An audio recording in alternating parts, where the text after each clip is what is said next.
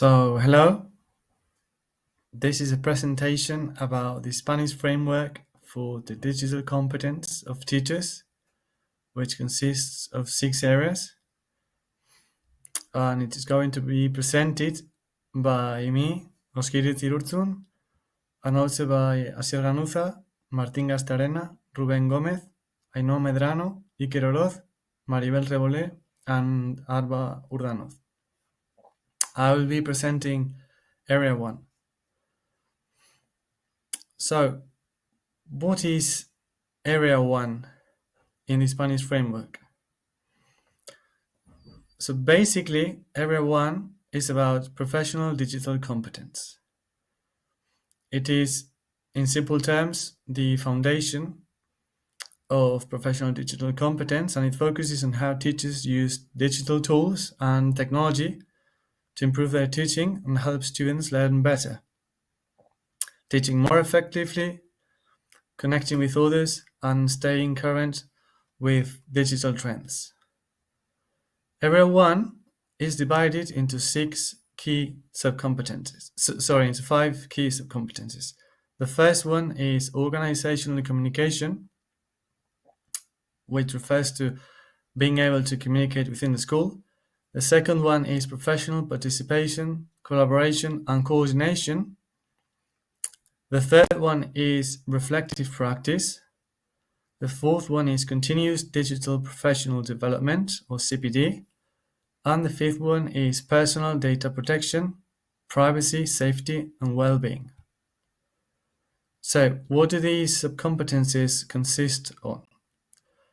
And what do they mean in A2 level, within the 6 levels? So, for the first subcompetence, it means being able to use digital tools for communication as set by the education board or school boards. For the second subcompetence, it means being able to participate in school coordination meetings using digital tools with some guidance. For the third subcompetence, it means being reflective on how teaching with digital technologies improves performance in order to keep improving. The fourth one, for the fourth subcompetence, it means being able to participate in training activities related to digital tools and teaching practices. And for the fifth subcompetence, it means following basic guidelines for protecting personal data and ensuring digital safety, again, with some supervision. So in more concrete terms, if we give some examples, in the first case, it would mean to be able to use corporate email. In the second case, it would mean to be able to participate with some initial assistance in whole staff or department meetings through video conferencing tools offered by the education administration or the school leaders. For the third competence, it means being able to use an interactive screen in class, and also being able to identify positive and negative effects on the learning of students in order to keep improving. For the fourth subcompetence, it would mean to be able to participate in webinars to keep training and according to the school's management plan. And for the fifth subcompetence, it means to be able to use a digital certificate to sign official documents, such as clave. So, how does this area compare to the European framework called TICCOMP-EDU? So, the Spanish framework fits in with the European framework, and it aligns very closely to it, with the exception of one subcompetence, which is the fifth one, in which the Spanish framework has taken separately, or has dedicated a fifth as a competence to it, which highlights the importance it is given by the Spanish authorities to personal data protection, privacy, safety, and well-being.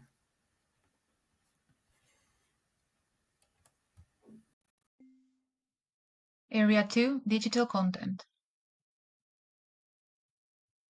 Teachers enjoy a wide range of digital content for teaching, and that's why they have to develop these three competences. The first one has to do with searching and selecting digital content. By using smart search strategies, critically assessing quality and relevance, and considering licenses and copyrights. The second one has to do with creating and modifying digital content by designing and adapting digital materials, ensuring quality and suitability for students, and respecting copyright and fair use. And the third one has to do with protecting, managing, and sharing digital content by sharing securely and responsibly, using reusable formats and proper cataloging, and applying correct licenses when publishing. These three competences at A2 level require teachers in the first one, which is searching and selecting digital content, to identify with guidance the relevant criteria for the search and selection of digital content adjusted to a real educational context. Moreover, they have to identify with advice requirements for digital content in a specific learning situation and apply the corresponding criteria for research and selection. They also have to know how institutional content repositories work. In the second competence, which is creating and modifying digital content, teachers have to be able to implement in controlled environments or with guidance, didactic, disciplinary, and technical criteria in the editing and creation of quality digital content for use with a specific group of pupils. And in the third competence, which is protecting, managing, and sharing digital content, teachers have to be able to implement procedures for publishing, sharing, and cataloging of content with the help of a mentor in the CMS, Content Management System, repositories, databases, and CLMS, Collaborative Learning Management System, offered by the EA, Educational Assistant, or by the school leaders. And here we have some examples of these competences. The first one, which was searching and selecting content.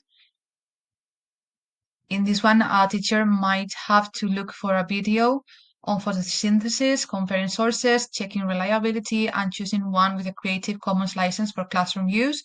Or maybe they'll have to use Google Advanced Search or filtering free-to-use images for a student's project. In the second one, which was creating and modifying content, a teacher may have to adapt a generic worksheet into an interactive quiz using Kahoot or Genially, tailored to the student's level, or maybe they'll have to edit an infographic to include local examples so students can connect better with the topic, or maybe they'll have to design a multimedia presentation for a science unit, ensuring content is accessible with clear text, subtitles, etc. And on the third one, which was protecting and sharing content, a teacher may have to upload teaching materials to Google Drive or Moodle, setting the correct privacy sharing settings, or maybe they have to publish a resource on an educational repository with a license so others can reuse it. Or they'll have to maybe save files in open formats such as PDF or MP4 so they can be used across platforms. And lastly, we'll compare DigiComp Edu 2017 and BOE 2022. We can see that both of them are pretty similar. They both include three competences, and the names of the competences are quite similar. If we look at them one by one, the first one would be selecting in the DigiComp Edu and searching and selecting digital content in the BOE. In the second one, we have creating and modifying in both of them. And in the third one, we have managing, protecting, and sharing in the DigiComp Edu, and we have protecting and sharing content in the BOE. And that's it for area 2. Hi everyone, we are Martina and Maribel, and we are going to present the area 3 of the teacher and digital competence. This is the index that we are going to follow. First, we are going to explain the area 3, then the subcompetences, which are teaching, guidance, and learning support, the peer learning, self-regulated learning, and finally, we are going to make a comparison. Well, first of all, we are going to explain the area 3, which consists teaching and learning. Digital technologies, when applied properly, they can boost and strengthen teaching and learning skills. So it's really important that the teacher has a competence in using these new technologies to improve the students' learning process. Okay, so regarding the first subcompetence, we have teaching, which refers to the including of digital technologies into the syllabus in a way which students, well, both students and teachers feel safe with the use of it, and also focusing on the critical thinking development. Also, one of the main subcompetences inside this competence itself will be the implementing new methods and strategies for teaching, and also controlling the interventions regarding the use of the digital technologies. The second one is the guidance and learning support. And this subcompetence refers to the safe and responsible use of digital technologies to support and guide students' learning. It fosters interaction both inside and, of course, outside the classroom. And it's really important that students explore new ways of receiving support while respecting digital rights and ensuring equality for students.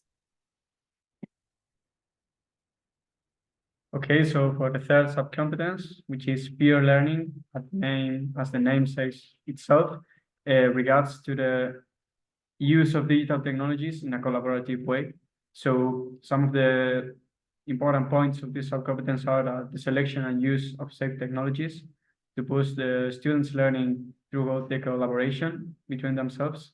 Also providing those same students with the strategies to use technologies of communication for collaboration, and as well enriching peers' learning process and developing their capacity to learn and how to learn among peers, among themselves, working in a collaborative way. Last but not least, self-regulated learning. This subcompetence makes reference to the assessment of students to the use of digital technologies in order to follow and assess students. So students, they will have their own reflection on this process, and they will develop different strategies and methods that they can help documenting the learning process of each students. Finally, we made a comparison with DigCamp Peru, and our conclusions were that there are no significant differences between the both approaches.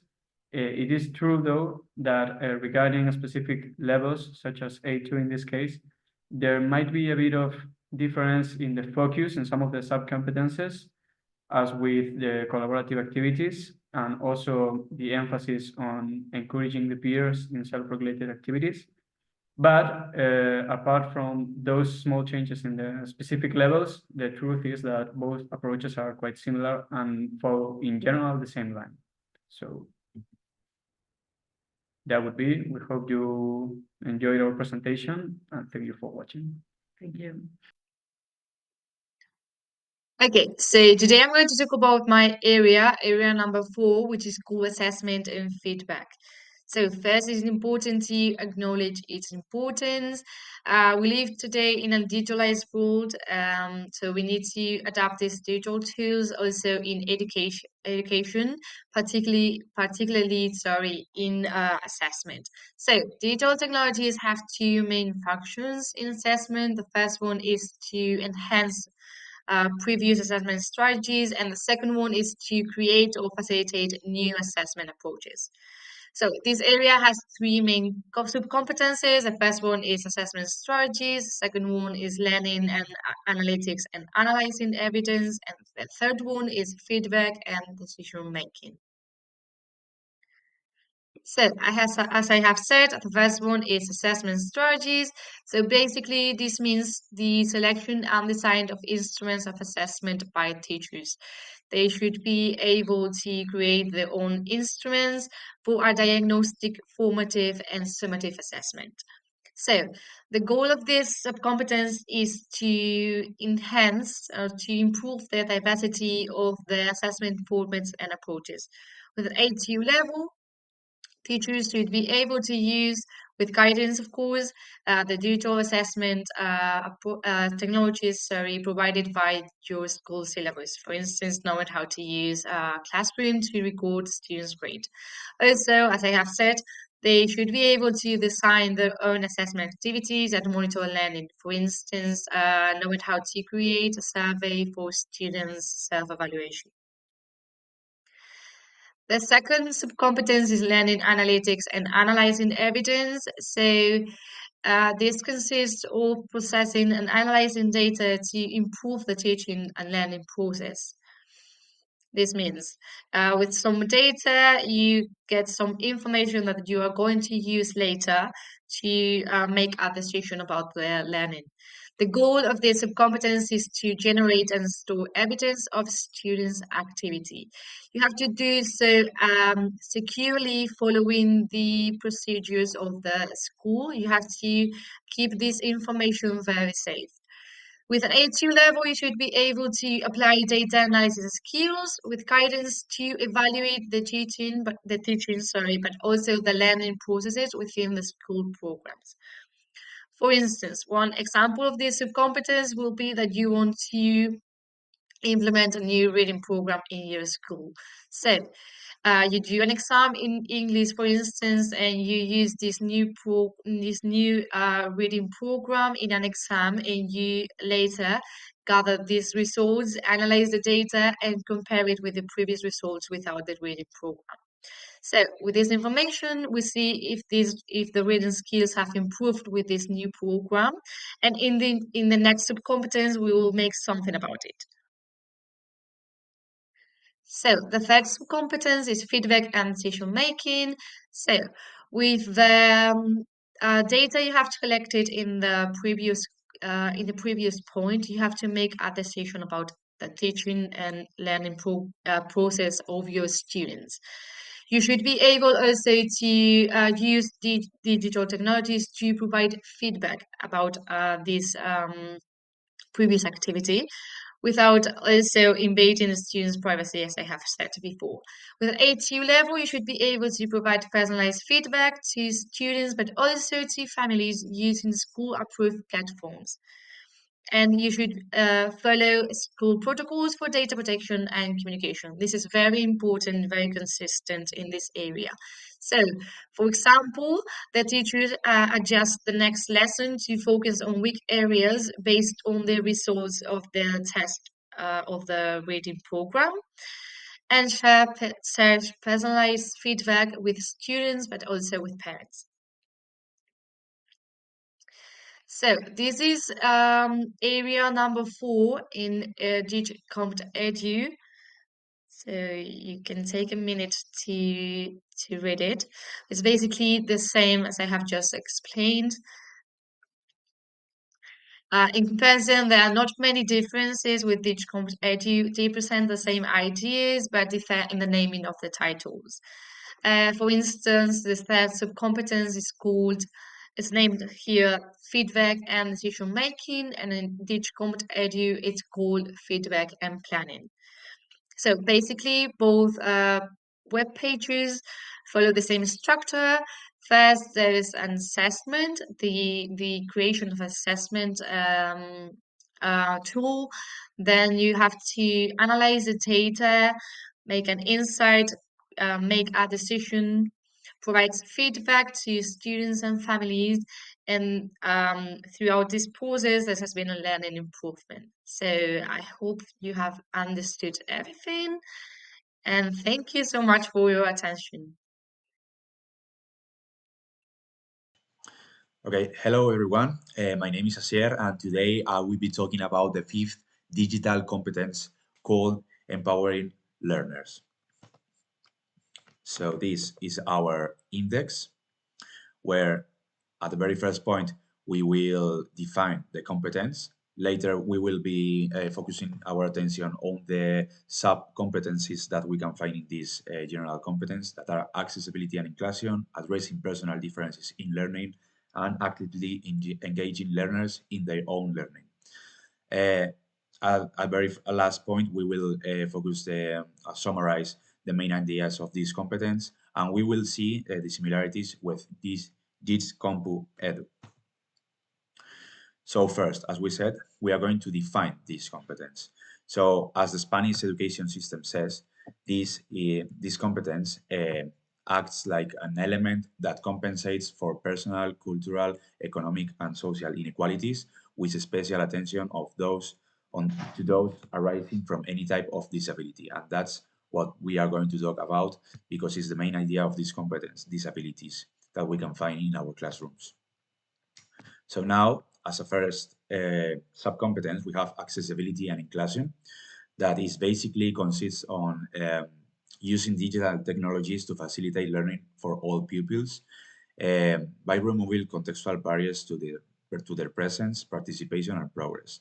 So basically, like using all the technologies that we can find in our classrooms nowadays to facilitate the learning of all pupils, and not attending to their presence or the barriers that we can find on those pupils.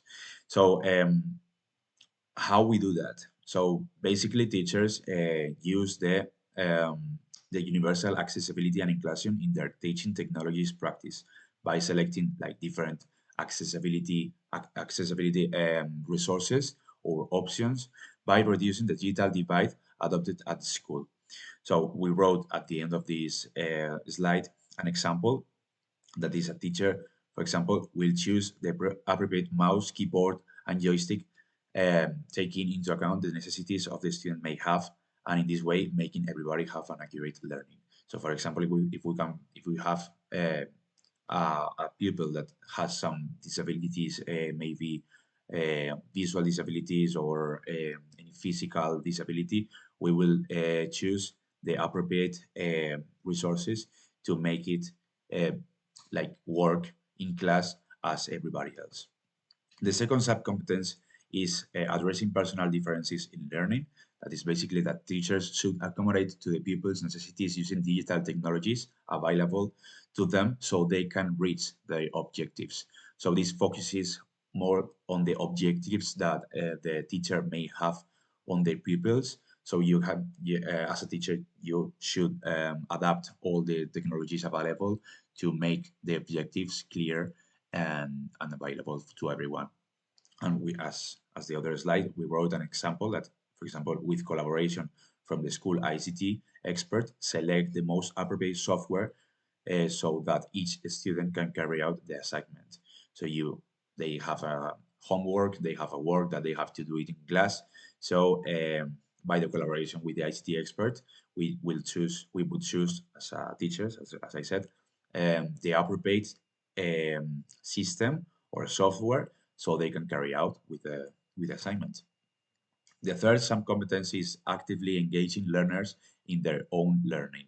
So basically, it consists on integrating digital technologies in the activities presented in class so that the students have an engaging experience and feel like active participants in their learning experience. So this focuses more on the student and is more like creating a situation in which they are going to have a value and they are going to feel that they are working in the proper way. So as the other slides, we wrote an example here. That is, for example, I use digital technologies to show a volcano from the inside, engaging my students in learning about them by being them. So it's like doing the homework with their capacities. So now I'm going to summarize all these ideas. So it's like the main ideas of this competence is like this really active and meaningful and authentic learning competence. It gives motivation and learning using digital technologies. It provides motivation. It attends to individuality, empowers pupils to use digital technologies autonomously, and develops competencies through the use of digital technologies. And now we are going to focus on the similarities with Digicompu Edu. As we can see here, sorry, as we can see here, I think I have to click. Okay, so this is our competence. So it's empowering learners, and these are the sub-competencies that we have just talking about. And as we can see, this is the Digicompu Edu schedule. So it's like the same. We could say that it's the same with the Digicomp Edu because it shows the same sub-competencies with our main competence. So it's like basically the same. And with all this, taking all this into account, thank you for listening, and I hope you enjoyed my presentation. Okay, so now we're reaching the end of this long presentation, and for that, I will be presenting to you Area 6, which is developing learners' digital competence. And I will be doing so with my classmate, Ruben. Okay, in today's world, being digitally competent goes far beyond knowing how to, let's say, open a Word document or simply using Google. Students need to navigate a sea of online information. They need to collaborate ethically and, most importantly, protect their well-being, so that teachers have become digital mentors and not just technology users. Okay, so what's the focus of this area? Let's say that it is about how teachers design and implement learning activities, making students digitally competent, so that students are able to find, to communicate, and to create and act responsibly online. Very important nowadays. And we're going to see the different sub-competencies that complete this area to understand it better. So the first one would be media, information, and data literacy.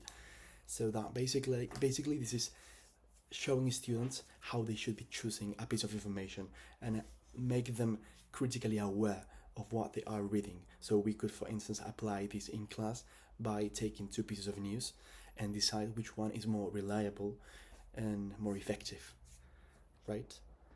For the second one, we've got communication, collaboration, and digital citizenship. And this would be about making them, our students, aware of actual news, of our surroundings, our environment. And for that, so taking an activity, let's say recycling, and make them aware of that and make them create something so that their footprint online is responsible. So to collaborate together on that. And for the third one, we've got digital content creation. I believe this is one of the most important ones because it is about teaching them how to cite properly and how to respect copyright and how to respect other authors, and as we said before, how to collaborate ethically with these laws that are online, right? And now I'm going to leave the room for my classmate Ruben, so the floor is yours. Thank you very much. Thank you, Iker. So now I'm going to continue with the next sub-competence, which is responsible use and digital well-being. So this idea focuses on teaching students to use digital technologies safely, ethically, and responsibly. So for instance, we have, this includes privacy. This is showing students how to protect their personal information, passwords, also to understand the risks that they can suffer, like cyberbullying, scams, or inappropriate content, and how to avoid it, and also to develop habits that prevent stress. The next sub-competence would be problem solving, which consists on teaching students how to use the digital tools to solve problems, to be creative and innovative in digital environments. So, for instance, it would be interesting to show them how to analyze situations and choose the right digital tools to find solutions, or to use technology to design projects and presentations, and like to have them as real world challenges. And finally, acting as prosumers, which means not just to consume content, but also to produce and share their own digital creations. So the Spanish teacher digital competence is based on the European framework, but it is slightly adapted. It mainly has the main purpose. They both want to help teachers develop students' digital and critical and responsible skills. And the only thing is that, well, the 5 sub-competences are included, but perhaps some expressions are expressed in different ways. And this area matters to us because it helps students become more critical, creative, and responsible digital citizens. So, in conclusion, applying Area 6 from Level 2 is essential because it helps students start developing their digital awareness from an early age, and they learn not just to use technology but also to use it thoughtfully, creatively, and responsibly, so they can become competent and ethical digital citizens in the future. So thank you very much for listening to both of us, and I hope you've enjoyed our presentation. These are the references that we have used, and thank you.